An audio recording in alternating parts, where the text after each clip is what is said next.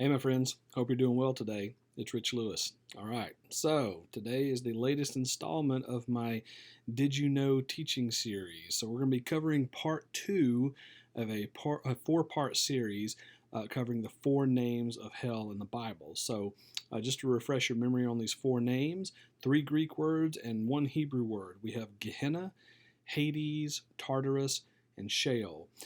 Now, part one, we covered Sheol last time, so today we're in part two, we're going to cover the Greek word Hades. All right? So, did you know that Hades is actually the Greek equivalent of the Hebrew word Sheol? I found that very interesting. Now, the way that we know this, the way that we know that they're equivalents, and let me just back up for a second. It's very hard to say, it's kind of a misnomer to say going from one language to the next, particularly when you deal with ancient languages like ancient Hebrew and Greek and Aramaic.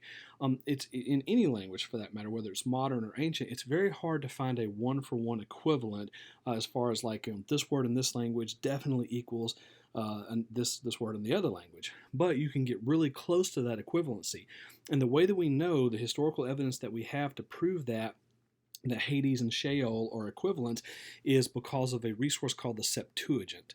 Now, the Septuagint, sometimes it's referred to as the LXX. Those are the Roman numerals for the number 70. The reason why it's called that is because a few hundred years before Jesus came to earth, you had this, this commission of Hebrew scholars, 70 Jewish scholars that were chosen because of their ability. They were fluent in both Hebrew and in Greek, and so they were commissioned to write a Greek translation of the Old Testament, and the name for that is the Septuagint. So they decided, amongst their scholarship, they decided, different words would be equivalent in the Greek common day language of the day, equivalent to the Hebrew. So that's how we know when you look at the Old Testament and you see the portions that where Sheol would be used and Hades is there in the Greek version of that. That's one of the ways we know it's the equivalent. So what exactly is Hades? Well, that may ring a bell to you if you know at least a little bit about Greek mythology.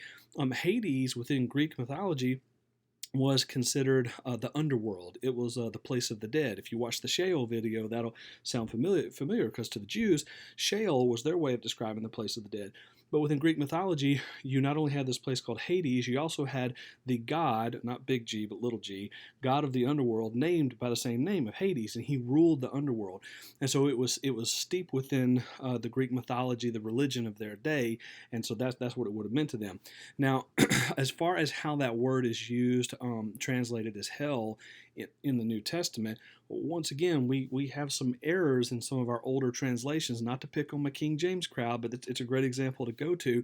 You'll find different places in the New Testament that where it translates Hades as hell, but Hades is not hell. Hades is the equivalent to Sheol. It's the place of the dead. It's where everyone goes to. Now, as far as did it have compartments to it? Well, some within Greek mythology, yes, you have some discussions on that. We'll get into the next time we talk about the word Tartarus, that would have been a component of Hades, but once again, that's for another video right there. To give you a good biblical example of where Hades is at, but some translations have called it hell, great place to go to would be Luke chapter 16, where you have the parable of Lazarus and the rich man. And in there it says, it gives this great story. And by the way, this story, well, I'll probably do a whole video on Lazarus and the rich man at some point. The story is not meant to give us this insight into what the geography of the afterlife looks like. Okay, that was actually a much lower secondary point. It was a morality type of parable, basically to say when you see your brothers and sisters in suffering and you could do something about it, don't you let them sit out there and suffer. Do something about it. Okay, but we do have this imagery painted within this parable of, okay, it has these two compartments, in the afterlife. You've got Abraham and Lazarus on the paradise side. You got this chasm in between their side and then the other side. And so the rich man didn't wake up in hell. He woke up in Hades. Look it up in the Greek for yourself. I'll tell you how to do it if you want me to give you some websites you can go to and look at that for yourself. But no, he woke up in Hades. And so let's just get a really good understanding. He was not in a place of hell. Now, was he in torment as the parable says? Yeah, I believe he was. Just because I'm not going to call that place hell doesn't mean that you're not going to go through unbelievable pains. But it'll make more sense when I talk about that Greek word that gets translated as torment. That's not a closed-ended case right there. There's actually a lot more nuance to that word. But for the sake of today, understanding Hades is not hell. Hades is a Greek way of saying the place of the dead, just like Sheol was for the Jewish people. So I hope that blesses you today to have that more information. Next time we'll talk about Tartarus, and then probably the time after that we'll talk about Gehenna. I hope you have a blessed day. Until the last heart is won, I'll talk to you next time. Bye-bye.